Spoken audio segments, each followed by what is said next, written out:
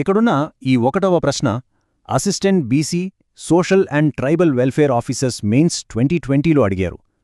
ప్రశ్న ఏంటంటే, పెద్ద మనుషుల ఒప్పందం ఎప్పుడు సంతకం చేయబడింది? చూడ్డానికి చాలా సింపుల్ ప్రశ్నలా అనిపిస్తుంది కదూ, కానీ కాంపిటేటివ్ ఎగ్జామ్స్లో ఇక్కడే మనం బోల్తా పడే అవకాశముంటుంది. చారిత్రక ఘట్టాల ఖచ్చితమైన తేదీలను గుర్తుంచుకోవడమే ఇక్కడ అస్సలైన టెస్ట్. ఒకసారి కింద ఇచ్చిన 4 ఆప్షన్స్ని గమనించండి. 1వ ఆప్షన్ 26 ఫిబ్రవరి 1956, 2వ ఆప్షన్ 20 ఫిబ్రవరి 1958, 3వది 20 ఫిబ్రవరి 1956 మరియు 4వ ఆప్షన్ 20 జనవరి 1956. చూశారా? పేపర్ సెట్ చేసేవాళ్లు ఆప్షన్స్ ఎంత కన్ఫ్యూజింగ్గా ఇస్తారో. 26వ తేదీనా లేక 20వ తేదీనా, అసలు జనవరి నెల లేక ఫిబ్రవరి నెల, పోని ఇయల్ చూద్దాం అనుకుంటే 1956 లేక 1958. ఇలా చాలా దగ్గరగా అనిపించే ఆప్షన్స్ ఇచ్చినప్పుడు మనం ఎక్స్ట్రా కేర్ఫుల్గా ఉండాలి. అయితే ఇక్కడ మనం గుర్తుపెట్టుకోవాల్సిన సరైన సమాధానం 3వ ఆప్షన్. అదేంటి అంటే 20 ఫిబ్రవరి 1956. న్యూఢిల్లీలో ఆంధ్ర రాష్ట్రం మరియు హైదరాబాద్ రాష్ట్రంలోని తెలంగాణ ప్రాంత నాయకులు సమావేశమై 2 ప్రాంతాల ప్రయోజనాలను కాపాడుతూ ఒక చారిత్రాత్మక ఒప్పందం చేసుకున్నారు. అదే ఈ పెద్ద మనుషుల ఒప్పందం. ఎప్పుడు జరిగింది? 1956 ఫిబ్రవరి 20న. ఈ డేట్ మీకు మైండ్లో ఫిక్స్ అయిపోవాలంతే. ఈ 2వ ప్రశ్న కూడా 2020 మెయిన్స్ పరీక్షలో వచ్చిందే. ఇక్కడ ప్రశ్న కాస్త పెద్దగా ఉంది, కాబట్టి నేను చదువుతాను, జాగ్రత్తగా వినండి. ఆంధ్ర రాష్ట్ర అవతరణతో తెలుగు ప్రజలు తమకు ప్రత్యేక రాష్ట్రం కావాలన్న కల కొంతవరకు నెరవేరింది మరియు రాజధానిగా ఏ నగరంతో కూడిన విశాలాంధ్ర ఏర్పడాలని వారు ఆశించారు. ఈ ప్రశ్నను చూసి కంగారు పడకండి. ఇంత పెద్ద పారాగ్రాఫ్లో ఉన్న అసలు పాయింట్ ఒక్కటే. విశాలాంధ్రకు అంటే అటు ఆంధ్ర ఇటు తెలంగాణ ప్రాంతాలు రెండూ కలిసిన సమైక్య రాష్ట్రానికి ఏ నగరాన్ని రాజధానిగా చేయాలని అప్పటి ప్రజలు, నాయకులు బలంగా కోరుకున్నారు. ఇది అసలు ప్రశ్న. ఆప్షన్స్ విశ్లేషిద్దాం. 1వ ఆప్షన్ వరంగల్. ఇది చారిత్రక నగరం, కాకతీయుల రాజధానిగా ఎంతో పేరుంది. 2వ ఆప్షన్ విజయవాడ.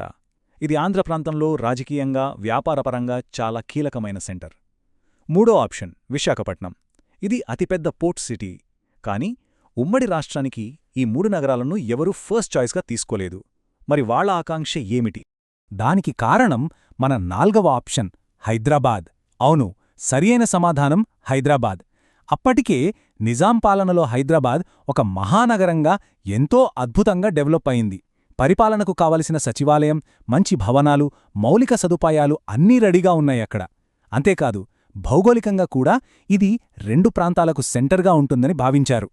అందుకే ఏకగ్రీవంగా తెలుగు ప్రజలందరూ హైదరాబాదే రాజధానిగానే విశాలాంధ్ర ఏర్పడాలని ఆశించారు. అది నాటి తెలుగు ప్రజల ఐక్యతకు ఒక చక్కని నిదర్శనం. ఈ 3వ ప్రశ్న చూద్దాం.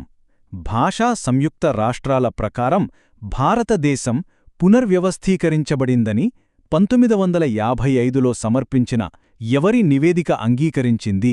అంటే సింపుల్గా చెప్పాలంటే భాష ఆధారంగా రాష్ట్రాలను ఏర్పాటు చేయవచ్చని అధికారికంగా గ్రీన్ సిగ్నల్ ఇచ్చిన రిపోర్టు ఏది? ఆప్షన్స్ చాలా ఇంపార్టెంట్. ఒక్కసారి అబ్జర్వ్ చేయండి. 3వ ఆప్షన్ అయిన ధార్ కమిషన్ 1948లో వేశారు. కాని వీళ్లు భాషా ప్రయుక్త రాష్ట్రాలను ఒప్పుకోలేదు. కేవలం పరిపాలనా సౌలభ్యం మాత్రమే చూడాలన్నారు. మొదటి option JVP committee, Jawaharlal Nehru, Vallabhbhai Patel, Pattabhi Sitaramayya. వీళ్లు కూడా అప్పట్లో భాషా ప్రాతిపదికను రిజెక్ట్ చేశారు. ఇక 4వ ఆప్షన్ వాంచూ కమిటీ అంటారా? మద్రాసు నుంచి ఆంధ్ర రాష్ట్రాన్ని విడదీసేటప్పుడు వచ్చే ఆర్థిక సమస్యలు, రాజధాని ఎంపిక లాంటి విషయాల కోసం వేసిన కమిటీ ఇది. సో ఈ 3 సరైన సమాధానాలు కావు. ఇక్కడ కరెక్ట్ ఆన్సర్ వచ్చేసి 2వ ఆప్షన్, రాష్ట్రాల పునర్వ్యవస్థీకరణ కమిటీ. దీన్నే మనం ఫజల్ అలీ కమిషన్ అని కూడా పిలుస్తుంటాం. గుర్తుందా? 1953లో ఏర్పాటైన ఈ ఎస్ఆర్సి 1955లో తన రిపోర్ట్ను సమర్పించింది. ఆ రిపోర్ట్లోనే కొన్ని షరతులతో కూడిన విశాలాంధ్ర ఏర్పాటుకు, అలాగే భాషా ప్రాతిపదికన రాష్ట్రాల ఏర్పాటుకు అధికారికంగా మద్దతు లభించింది. చాలా క్రూషియల్ పాయింట్ ఇది. ఈ 4వ ప్రశ్న 2019 గ్రూప్ 2 మెయిన్స్ ఎగ్జామ్లో అడిగారు. ఇక్కడ ఒక చిన్న ట్రిక్ ఉంది. ప్రశ్న నెగటివ్ ఫార్మాట్లో ఉంది. ఈ క్రింది వారిలో పెద్ద మనుషుల ఒప్పందంలో సభ్యుడు కానిది ఎవరు? ఇక్కడ సభ్యుడు ఎవరు అని కాదు, సభ్యుడు కానిది ఎవరు అని మనం ఐడెంటిఫై చేయాలి. కన్ఫ్యూజన్ లేకుండా ఉండటానికి ఇక్కడ నేనొక పట్టిక ఇస్తున్నాను చూడండి. అసలు పెద్ద మనుషుల ఒప్పందంలో మొత్తం 8 మంది నాయకులు సైన్ చేశారు. ఆంధ్ర ప్రాంతం నుంచి ఎవరెవరున్నారు? బెజవాడ గోపాలరెడ్డి, నీలం సంజీవరెడ్డి, గౌతు లచ్చెన్న, అల్లూరి సత్యనారాయణరాజు. కరెక్టా? ఇక తెలంగాణ ప్రాంతం నుంచి బూర్గుల రామకృష్ణారావు, కెవి రంగారెడ్డి, మర్రి చెన్నారెడ్డి, జెవి నరసింహరావు. ఇది లిస్ట్.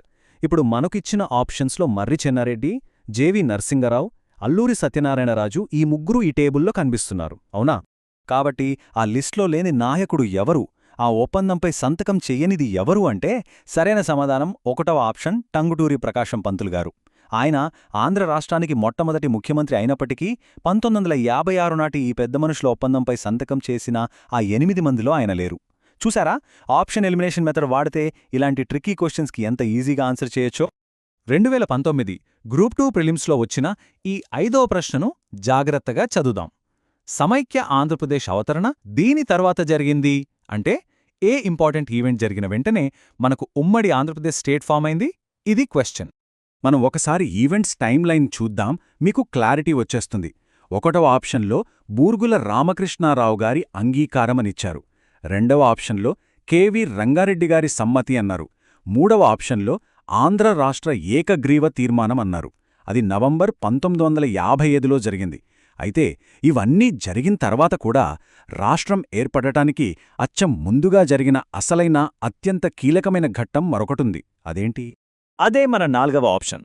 1956 ఫిబ్రవరి 20న పెద్ద మంచుల ఒప్పందం ద్వారా తెలంగాణ నాయకులకున్న ఆందోళనలు, భయాలను దూరం చేస్తూ వారికి తగిన రక్షణలు కల్పిస్తూ కుదుర్చుకున్న ఈ హిస్టారిక్ అగ్రిమెంట్ తర్వాతే కేంద్ర ప్రభుత్వం ఉమ్మడి ఆంధ్రప్రదేశ్ ఏర్పాటుకు ఫైనల్గా గ్రీన్ సిగ్నల్ ఇచ్చింది. సో ఈ అగ్రిమెంట్ సమైక్య రాష్ట్ర ఏర్పాటుకు అసలైన పునాదిరాయిగా నిలిచింది అని ఖచ్చితంగా చెప్పొచ్చు.